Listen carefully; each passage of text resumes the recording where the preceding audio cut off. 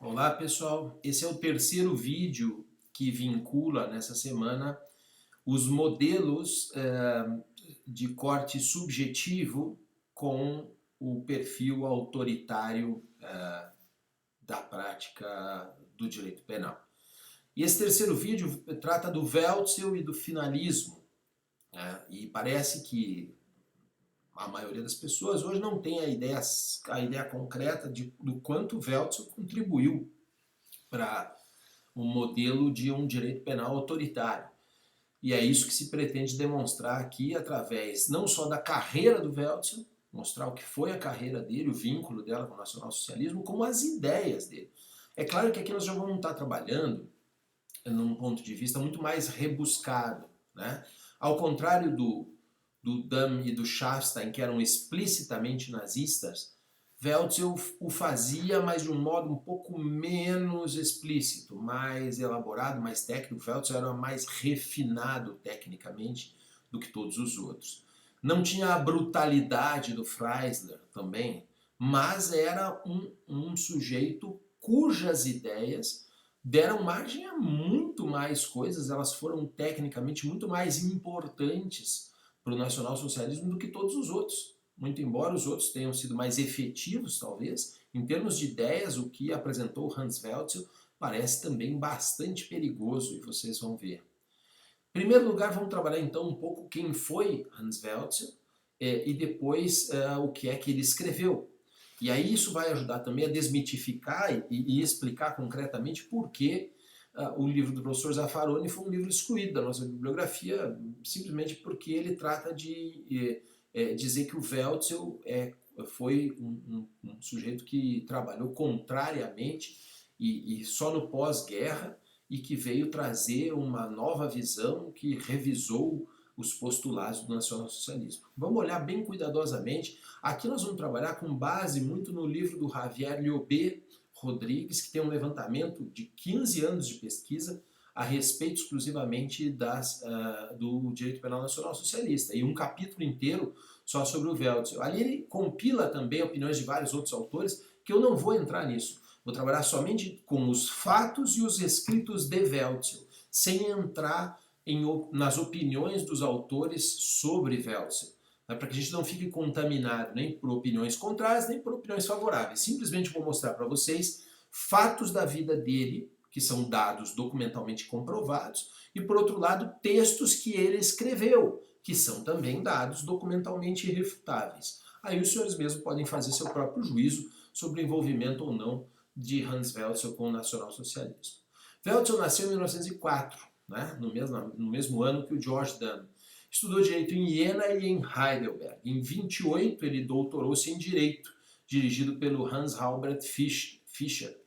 E em 1933, depois de ser doutor em 28, 5 anos depois, ele ingressou na lista de juristas nacionalsocialistas. Em 1935, 7 anos depois do seu doutorado, apresentou sua tese de habilitação, que permitia então acesso à carreira acadêmica. E começou então como professor substituto provisório em Colônia. Veja, em 1935, George Dunn já estava envolvido, por exemplo, na Universidade de Kiel, já era reitor da Universidade de Kiel. Wälzel começando, né? Professor substituto provisório em Colônia. Ele trabalhou lá como Unterführer dos docentes e foi guia da juventude hitlerista. Estamos falando do ano de 1935. Tá? Em 17 de abril de 1936, ele foi chamado, veja, depois de estar já ingressado na lista de juristas nacionais socialistas, ter trabalhado na juventude hitlerista, ter trabalhado como Unterführer, ou como subcondutor, né, na Universidade de Colônia.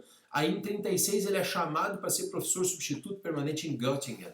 Né? Essa ideia de ser chamado, é o Anrufen, que se diz, é a convocação para alguém ficar como substituto, até que se proceda um concurso para realizar a ocupação do lugar. Daí é uma substituição permanente, um professor de segunda categoria, mas permanente. Então, essa provisoriedade, daí tem um concurso, e muitas vezes esse cara que foi chamado é o camarada que acaba entrando, mas normalmente isso leva anos até o procedimento se organizar e etc. Muito bem.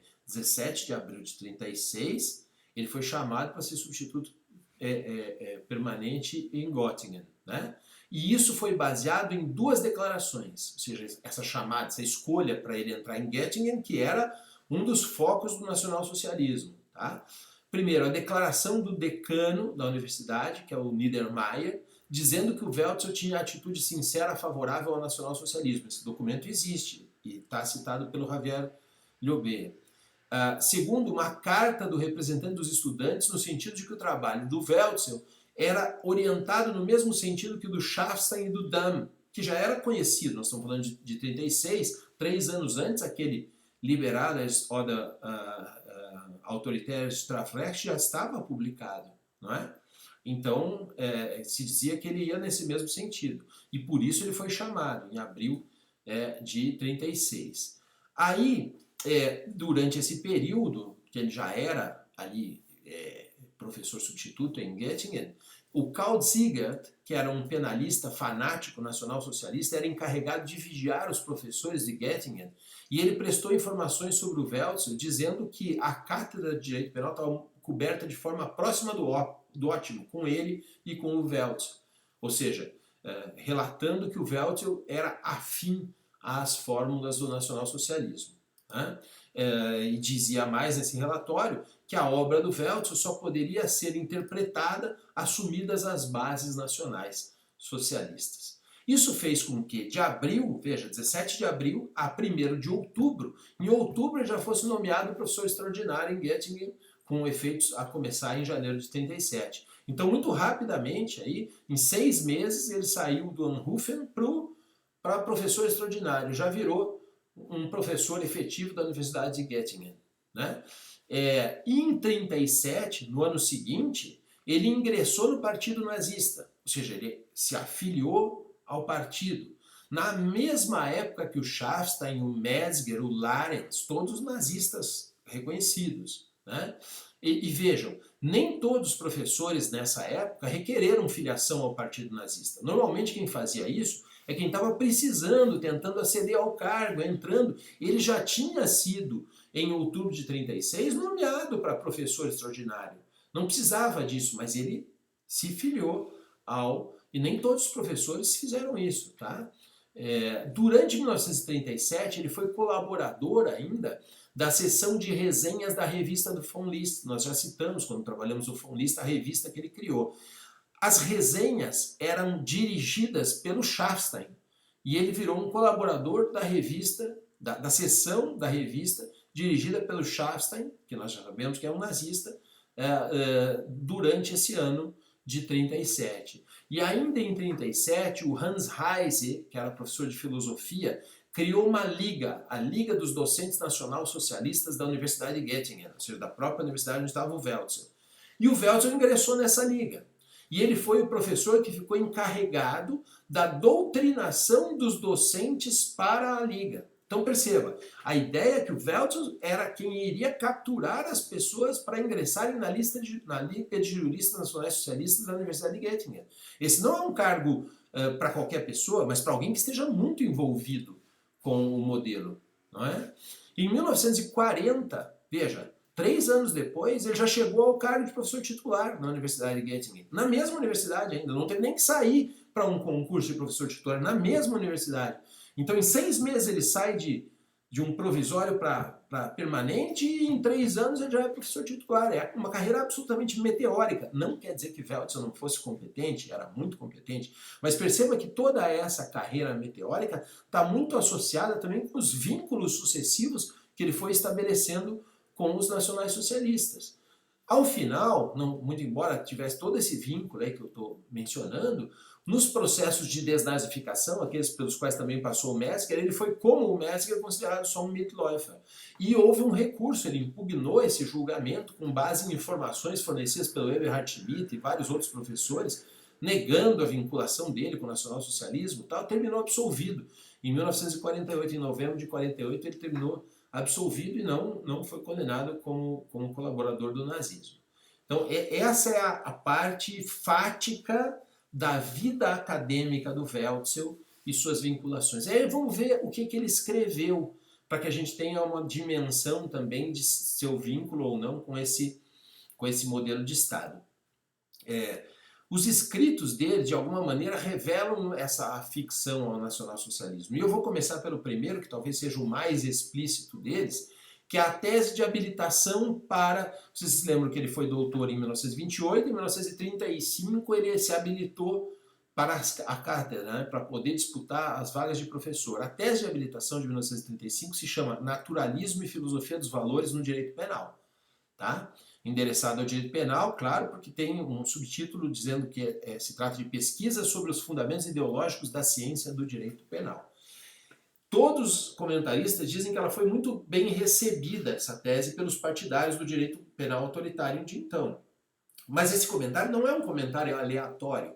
É que o Schaffstein, que era um nazista conhecido, fez uma resenha especificamente elogiosa desse texto. Esse texto de habilitação recebeu uma resenha publicada pelo Schaffstein com elogios. O Erich Wolff, que era outro nazista também considerado, qualificou a produção desse texto de extraordinária, por escrito. Esses dados existem, não é? E o que é que tinha nesse texto? O que é que o Welzel dizia nesse texto? Primeiro, ele defendeu que a ciência tem que assumir sua tarefa política. Ou seja, ciência e política não estão desvinculadas. E fez referências expressas favoráveis ao nacionalsocialismo. No prólogo, fala, aspas, o nacionalsocialismo é uma revolução espiritual com um imenso sucesso político. Claro, você pode dizer, ele está narrando um fato, está vendo isso acontecer. Mas vamos para trechos do texto. Aspas. Deve ficar claro que o socialismo de List, socialismo do von List, era desse tipo de socialismo que considera os problemas de classe obreira desde o ponto de vista da classe burguesa dominante. E está longe da ideia de comunidade nacional abarcadora de todas as classes que só se encarnou no poderoso programa do nacionalsocialismo com o qual se alçará ou cairá a nossa vida futura nacional. Aí você pode dizer, puxa, ele está dizendo que se alçará ou cairá, ele não está dizendo que de fato vai ser bom, mas ele está dizendo que, fazendo uma crítica ao List, dizendo que aquilo abarca todas as classes e o programa do nacionalsocialismo, que é o programa poderoso, qualificado por ele, que unifica todas as classes. Isso está no trecho do texto. É muito importante observar que os socialistas e os comunistas os socialistas eram objeto de perseguição direta dos nazistas. Os nazistas perseguiam socialistas e comunistas e ele qualifica o texto de von List de socialista para desqualificá-lo perante a nova forma de ver as coisas. E o Hitler tinha afirmado no Mein Kampf que o Estado Nacional Socialista não conhece classes. No sentido político, só conhece cidadãos. Ora, isto era a fórmula que o Welzel chama do poderoso discurso do nacionalsocialismo.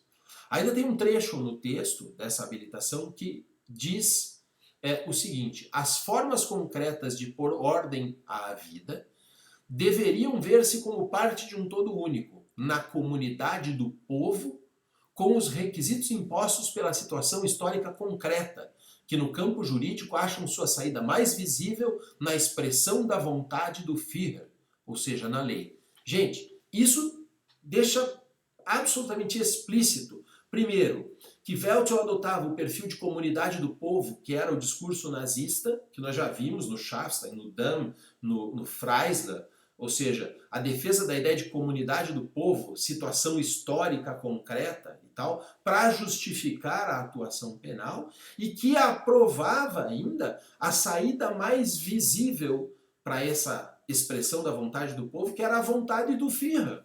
Ora, que é também o princípio do Führer. E, portanto, isso também é admitido. Além disso, o próprio texto tem vários elogios a teses do Carl Schmitt, o que poderia também deixar bastante claro o perfil de Welzel associado a esse modelo de constitucionalismo autoritário. Ainda, no próprio texto tem uma crítica ao tipo do Belling. Certamente vocês vão lembrar que a gente fala que o Belling dizia que o tipo era a mera subsunção, né? O fato e a norma. Nós comparamos os outros. Juízos de valor ficam para antilicidade ou ilicitude. E o Welzel critica isso aqui, chamando esse tipo penal de o fantasma e sangue, Unblut, né? Ou seja, sem sangue. Qual é a ideia? Vejam, usar esse termo, Unblut, em 1935, do que a gente está falando? O discurso nazista é o discurso do povo, do sangue e da raça alemão. Ele quer um tipo penal com o sangue alemão, inspirado pelo valor. E ele diz isso, diz no texto que o tipo penal só pode ser compreendido emocionalmente, cheio de valor. Ora, essa emoção da compreensão do tipo é a emoção pregada pelos nacionais-socialistas como correção. Então ele diz, olha, não pode ser o fantasma exsangue do Beren, vai ter que ser um tipo compreendido emocionalmente, cheio de valor. Esse é um termo absolutamente racista e que ele adota na sua habilitação. Uma outra coisa também indicada na habilitação é que o ser humano é somente o ser absoluto, Menschsein, pleno de valores, que se diferencia por seu parentesco de sangue. Ora, que discurso é esse? Ele expressa-se como o ser do povo, em conexão com o sangue e o destino. Ora, esse é o mesmo discurso heideggeriano, é o mesmo discurso do Carl Schmitt, é o mesmo discurso do Freisler, é o mesmo discurso do George Dam. Né? A sustentação de que os valores que correspondem à nova corrente de vida é que são os verdadeiros, outros são só valores de uma vida afundada, sem essência. Isso está no texto da habilitação do Weltzel. Né? E ainda afirmou que as ciências auxiliares do direito penal deveriam ganhar mais significado, mais projeção, como demonstra a eugenia e a investigação das raças. Então acho que aqui não fica nenhuma dúvida do perfil adotado por Weltzel já em seu escrito de habilitação, que foi o que abriu passo para a sua carreira acadêmica. Depois vem uma publicação sobre os fundamentos da filosofia do Estado em Hegel. Isso aí é um artigo publicado logo em seguida a habilitação em 36. Tá? Onde foi publicado esse artigo? Num livro sobre as universidades em transição, coordenado por Arthur Schurman, um declarado nacional socialista. Eu até fui atrás de conseguir o livro, existe a possibilidade de comprá-lo por internet, mas achei um pouco caro, achei na Inglaterra um usado por 59 libras, achei um preço salgado demais, mas esse livro é uma coletânea que expressa ideias de conteúdo racial e nacional socialista. São vários artigos compendiados, né, por esse Schurman, reunindo opiniões de autores nacionais socialistas. Tá? E o que tem no texto do Weltzel especificamente, nesse texto sobre os fundamentos da filosofia do Estado em Hegel? Ele critica o Hegel em alguns pontos que são muito interessantes. Critica a emancipação dos judeus e a concessão que o Hegel fazia a eles de direitos civis. Ele diz que para o Hegel a nação é um indivíduo espiritual ao qual pertencer é uma questão de ânimo. E isso está errado. Entendeu o Weltzel que a realidade natural histórica, o espírito do povo, prova que nem todos os indivíduos podem pertencer, não é só uma questão de ânimo. É muito além disso, ou seja, existe a raça, o sangue, né? Sustenta, além disso, que o universal e a substância em Hegel não são o mesmo que o nosso universal e a nossa substância, referindo-se então à substância nossa do povo alemão. Né? Então, fazendo críticas ao Hegel, né? Ele diz que a nossa substância é o povo, a substância natural histórica, o povo na sua natural e histórica existência.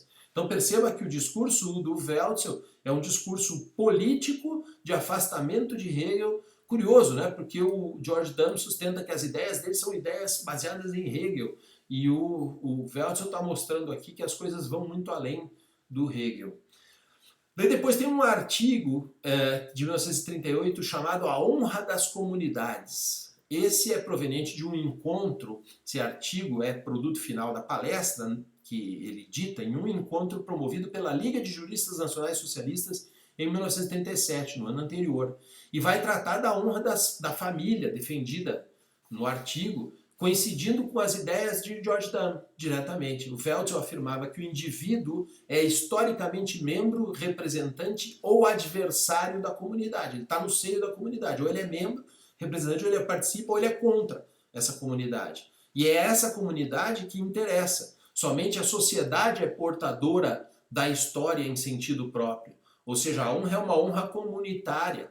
Daí ele diz, é necessário, está no texto, é necessária a proteção da mais alta liderança, Führung, né? Apontando para a proteção da honra do Führer, porque essa liderança é que vai representar a honra da comunidade. Veja que esse é um discurso absolutamente proclive, muito técnico, muito cheio de filigranas, não tão explícito, mas muito proclive ao nacionalsocialismo. Ainda de 38, existe um outro artigo que é analisado pelo Javier Llobet, que é a tradição e nova conformação da ciência jurídico-penal. Isso foi publicado na revista Deutsche Rechtswissenschaft, ciência jurídica alemã, que era dirigida pelo Karl August Eckhart, que era um fanático nacional-socialista. O artigo começa com uma crítica ao iluminismo e ao pensamento racional. Veja lá, Welzel, crítico do iluminismo. Como é que o Zaffaroni vai defender que esse era um sujeito tradicional, que era conservador, e conservador nessa época era um iluminista, né? E ele critica o iluminismo e o pensamento racional, dizendo que todo o pensamento está ligado nacional historicamente, especialmente quanto aos seus conteúdos. Tá? Cita o afastamento do dogma causal e a superação do conceito de bem jurídico como algo necessário, porque o conteúdo do delito consiste não só na causação de um resultado, mas sim da orientação de uma finalidade. Perceba que isso é a mesma coisa que disse o Freisler, de forma mais chula, menos técnica, mas é a mesma coisa. Né? E ele aponta nesse artigo, o próprio Welzel aponta como coincidentes com a sua opinião a opinião de George Dunn e Friedrich Schafstein, os dois nazistas da Universidade de Kiel. Tá? Bom, ainda, em 1939, há um outro artigo, que é o Estudo sobre o Sistema Jurídico Penal, onde surge o primeiro esboço da teoria finalista da ação. Tá? Ali ele vai falar, ele vai trazer um conceito que é um conceito muito importante para a gente trabalhar. Em 39, veja, vocês lembram o que aconteceu em 39, né? A Noite dos Longos Punhais, né? A adequação social aparece nesse texto, ajustado ao interesse nacional socialista, da Noite dos Longos Punhais, dizendo o quê? Que o são sentimento do povo permite considerar impune condutas que não têm tipicidade material por serem socialmente adequadas. Olha só. O próprio George Dunn assinalou a utilidade da adequação social para os propósitos nacionais socialistas. E o Welzel afirmou textualmente nesse artigo assim, ó, são socialmente adequadas aquelas condutas que se movem de forma funcional dentro da ordem histórica da vida da comunidade do povo. Tá? Isso é texto literal do artigo. Então, aquilo que for funcional dentro da ordem histórica da vida em comunidade do povo é adequado socialmente, que foi exatamente o argumento usado pelo Hitler para se justificar perante o Reichstag. Ainda no texto, ações socialmente adequadas são todas aquelas atividades nas quais a vida em comunidade se desenvolve segundo a ordem historicamente estabelecida, ou seja, aquilo que a comunidade do povo quer, certo? Muito bem, em 1941, Welzel ainda publicou um outro artigo denominado Personalidade e Culpabilidade, que é onde se desenvolve bem a culpabilidade pelo caráter. A estrutura psíquica do ser humano, é isso que ele defendia, somente pode ser entendida como a visão global do ser humano, que inclui a biologia, a teoria hereditária, a teoria racial e a psiquiatria. Ou seja, é só assim que eu vou compreender a estrutura psíquica e, com ela, a fonte da culpabilidade. Welzel dá grande importância, nesse caso, à biologia, à psicologia, à biologia criminal, às pesquisas sobre raças. Percebam isso, né? Isso é muito fundamental para ele nesse artigo. E também existem ecos dessa ideia até hoje, de vinculação da psicologia com o direito penal, né? Perniciosa, obviamente. Welzel identificou o tipo criminológico ou caracterológico de autor nesse texto, fazendo menção aos delinquentes perigosos segundo a previsão da lei de delinquentes habituais, né?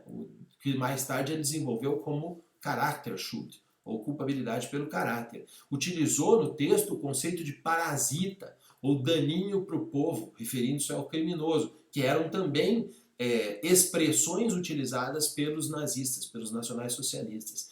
E apontou ainda que os delitos provêm do ânimo. Veja, é a construção do finalismo, né? Os delitos provêm do ânimo, da disposição interna, que contém a semente da dissolução da unidade do povo e devem ser enfrentados com a severidade do direito penal. Veja da onde vem o modelo finalista que ele desenvolve, de um discurso muito proclive a Freisler e a George Dunn, a um direito penal de vontade. Muito bem, e como culminação, no período do nacionalsocialismo, tem muitas edições do Tratado do Wälzer, que vem traduzida para o Brasil e posterior à guerra, tudo isso. Mas durante o período do nacionalsocialismo, teve 3 edições do livro de parte geral, uma de 1940, uma de 1943 e uma de 1944. A terceira edição foi dedicada ao Dritten Reich. Né? Isso que é importante. Na introdução dessa edição, já se aponta a quem queira conhecer se aponta o seguinte: quem queira conhecer a essência da dogmática do delito não pode partir só dos tipos do direito penal, mas também da realidade e efetividade proveniente da comunidade do povo. É isso que está escrito.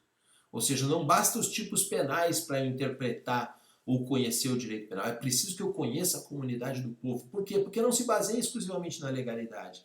Isso é a permissividade da abertura da analogia em caráter incriminador.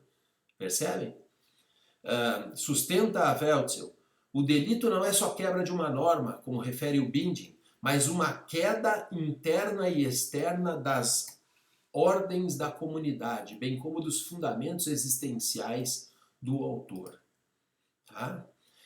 Nas edições de 43 e 44, a segunda e a terceira, menciona que, aspas, de forma mais forte que outras ordens jurídicas, o direito penal tem suas raízes nos valores fundamentais éticos específicos de um povo. A comunidade do povo, formada estatalmente, espera a lealdade frente ao povo, ao império do Reich, a condução, Führung, e a obediência frente ao poder estatal, a disposição militar, a pureza no juramento e o decoro sexual. Ora, esse é um discurso absolutamente nazista. Né? O direito penal teria suas raízes nisso para Wälzer. Tá? Na edição de 1944, ele defende abertamente uma justificação da analogia. Tá? E mesmo nas edições do pós-guerra, aí é que é interessante de olhar, ele segue defendendo, por exemplo, um dolo natural, ou seja, que a orientação finalista é aquilo que está na cabeça do sujeito, que a gente deve capturar, o dolo é algo natural, proveniente da psicologia. Segue defendendo a ideia de adequação social, ou seja, afastar a responsabilidade quando for adequado socialmente. Lembre, ele está falando de um adequado socialmente adequado à comunidade do povo, a ideia da comunidade do povo. Fala ainda da função do direito penal como conformação ou orientação subjetiva às diretrizes da comunidade e não como proteção de bens jurídicos. Wälzer é um crítico veemente da ideia de proteção de bens jurídicos. Tá? Sustenta que as fórmulas anteriores, né, a principal sustentação, a principal crítica dele ao modelo causal é, o causal exige o resultado. E aí como é que se justifica a punibilidade da tentativa? Veja, a preocupação dele com o castigo da tentativa é uma preocupação muito próxima do Freisler. Né? E depois de 1945, ainda propôs cinicamente que nós deveríamos nos ater às estruturas lógico-objetivas. Não deveríamos discutir política, mesmo ele estando envolvido nos seus próprios escritos com as diretrizes de política ou a pretensão de afastar o fantasma e sangue através do caráter do povo, da comunidade do povo e etc. Junto com o Mesger, ele protagonizou a discussão entre causalismo e finalismo, que levava a uma discussão vazia, anódina, sem conteúdo político-criminal. Não obstante, o que aparece nos textos dele é uma vinculação político-criminal muito clara, que eu acho que não pode ser posta de lado, e menos ainda posta em dúvida. Certo? Então, óbvio que o nosso código tem ecos desse finalismo, o código nem sabe muito bem qual é o modelo adotado, mas tem lá muitos ecos desse finalismo e eu gostaria que vocês buscassem as associações, daí não com o Wälzer pós-guerra, mas com essas características que eu apontei dos trabalhos do Wälzer do período da guerra para mostrar para vocês como ainda existe alguma vinculação desse finalismo mais agressivo, vamos dizer assim, com o modelo atual de direito penal, ou seja, ecos de autoritarismo no direito penal do presente.